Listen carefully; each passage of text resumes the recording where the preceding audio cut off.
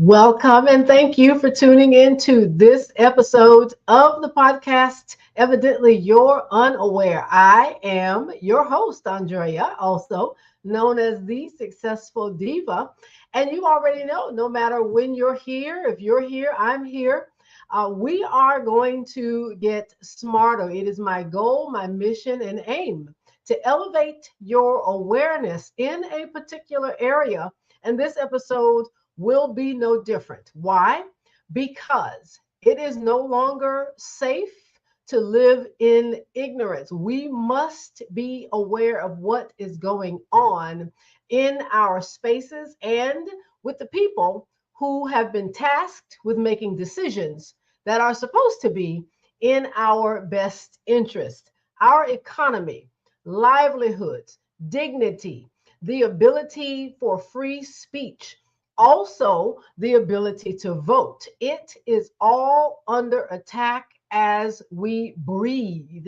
And it is my goal to bring matters to the forefront so that you can make better informed decisions. So let's get smarter.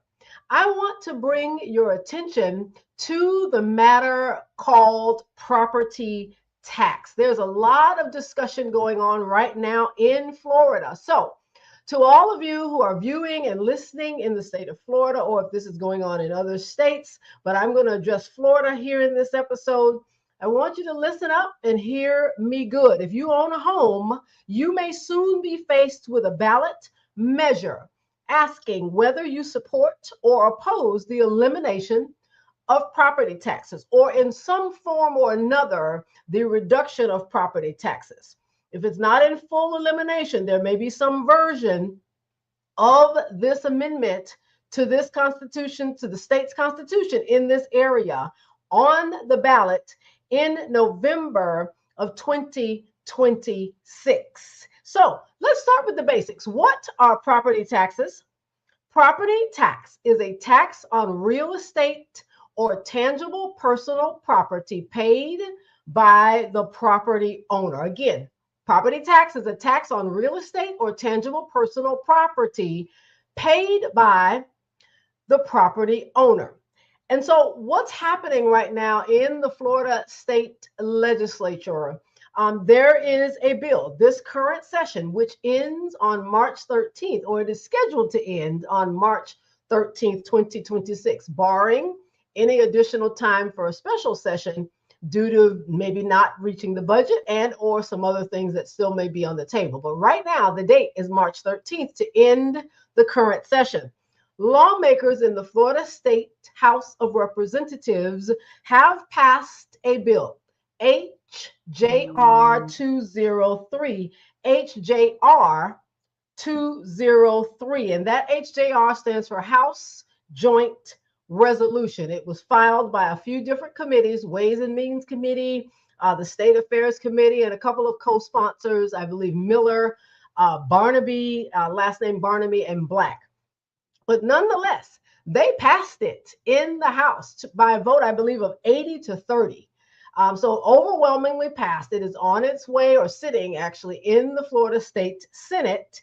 And what this amendment is designed to do is to propose to make homestead property exemption from all ad valorem taxes other than school district levies, beginning with a specified year. And I'll share with you that year here in a moment. But it also calls for this provision in there that prohibits local governments from reducing total funding for services provided by law enforcement, firefighters, other first responders, and etc. And I'm going to talk shortly on what the impact, if we vote to eliminate property taxes, what does that mean to the community? But should the bill pass in both chambers, what it's designed to do is that property values by $100,000, taxes exempt by $100,000 each year for 10 years, beginning in January 2027. So by 2037, all homestead property taxes would be exempt from all non-school ad valorem taxes. So, but here's the catch. It would require should it get through both chambers and it moves to a ballot measure, it would require a 60% to voter approval on the ballot. So at the top of this episode, I shared you could be Florida voters. You may be faced with a decision to eliminate or some version of elimination or reduction of property taxes in November. It will be on the ballot should it pass both chambers. And so I want to highlight so that you understand just what property taxes may fund, because you may not think of what the property taxes may go to if you're not as engaged or involved. And that is why I'm here, so that I can educate you, elevate your awareness on what it is should this measure move past both chambers and pass voters 60% or more. You may think on the short run, oh yes, this is great.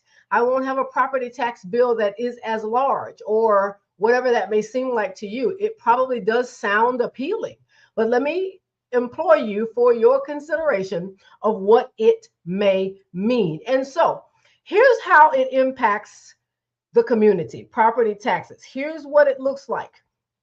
Ultimately, property taxes go to fund schools, public safety, stormwater management, utilities, water, sanitation, our parks. There are several different things. Firefighters, that's in the public safety category. The response time for ambulance and other first responders, public safety, sanitation, and all of those things that we may or may not take for granted. But ultimately, a portion of property taxes paid to the state literally come through, and they trickle back down into the municipality, or actually pay it, to your property tax official here in the whatever particular city or county that you live in, but it trickles back into your community in some way, shape, or another. And so when you look at those things, if we eliminate it, I'm going to say this probably more than once before we're done here in this brief moment that we're together. But if you eliminate it or reduce it, the money has to come from somewhere. Where will the funding come from if there's an elimination of property taxes? How will we still fund some of the things that these budgets are accounted for? Schools, public safety, storm and water management, sanitation, public schools. That is what will be up for consideration in 2026 November ballots, midterms, should it pass both legislation. So before I close, I want to give you just an analogy, and I wish I could take credit for it, but I really can't. I got it off of an analogy that someone shared on Facebook, and I thought it was a perfect example to just kind of reiterate, to give you the visual of what that might mean when it comes to eliminating property tax. And let me say it like this, because this is the way I read it. Let's say you buy a car and you pay the car off. You own that car. It's yours. The title's in your name. Nobody can take it from you, at least not legally. It's your car. But then let's say at that time you own the car, kind of like when we own our homes. But in this example, you stop for the car. You stop doing oil changes, rotating the tires. You stop checking tire pressure. You stop replacing brake fluid, transmission fluid. You ignore whatever the engine light comes on. You literally stop the maintenance of that car. Now, you temporarily have saved some money. So if you think about it, if you stopped all those things, you've probably saved thousands of dollars in the course or over the course of a year. Probably. But at the end of the day, you still own the car, and eventually the car probably won't work. And then you'll have a car, your car, but it has no value and it will do nothing for you. And so that's kind of what happens should this go through with property tax reduction or elimination in the community. So property taxes, if you think of it like this, property taxes are to your community what an oil change and some of those other maintenance requirements are to a car. Same concept. Ultimately, the property taxes pay for the police, who patrol your street, firefighters who respond to your house when it's on fire, first responders when your mom or grandmother, you or I need someone to come and transport us or even apply any kind of medical attention on site, the roads we drive on, the parks we enjoy. Property taxes feed into all of that. And what happens, should there be a reduction, there's probably going to be a reduction in workforce. All of those things trickle down. And certainly, if we're going to still continue to command and be accustomed to those services that we have come to enjoy, but also expect, the funding will have to come from somewhere to maintain the same level of financial backing that those services require. So if you stop funding what helps to operate your community, kind of like the car, that's what will happen in the end. And so I am going to close with this, and that is you own your home, but those things that you still must do to maintain it, like homeowners insurance. If you're in an HOA, you've got homeowners association fees. Those things that you still need to pay, they must be paid.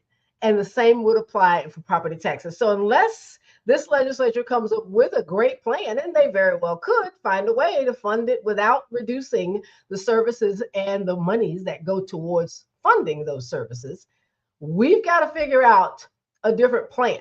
And elimination of property taxes at some point, if the funding is not replaced, might not be a great idea, although in the short run, it might save some money. So I'll close with this. Let me hear you. I'm going to share with you some statistics because I'm a statistics girl. And so here we are. Property taxes are the primary source of revenue for Florida municipalities, accounting for over 43% of the city's general fund. In 2024, Florida cities collected roughly 8.6 billion with a B dollars in revenue, and the total statewide property tax collection, which now would include counties and schools, that number exceeded 55 billion with a B. So if you think about the magnitude of those numbers, Florida's municipalities roughly collected 8.6 billion. Where will that money come from? Where will it come from if we eliminate property taxes? So although the bill's sponsors and co-sponsors want you to, basically believe that this is a good savings for us, it could very well be. They also believe that there's some language in there that, governments, they're shunning governments from reducing total funding for those services I named, parks, your first responders, firefighters, water management, etc. There's language in the bill that says you can't reduce the services, but you've got to know where the money is going to be made up from, and you can't just make it up out of the air. So I'll say it once again, the funding must come from somewhere, or else one can only infer that there would have to be a reduction, if not elimination, employee decrease, all of that. One would have to infer that those things would be reduced in the long run, and that would damage and or hinder some of the services we have benefited from and have become accustomed to, and dare I say, we expect them to occur. So that's my tidbit on property taxes. More to come.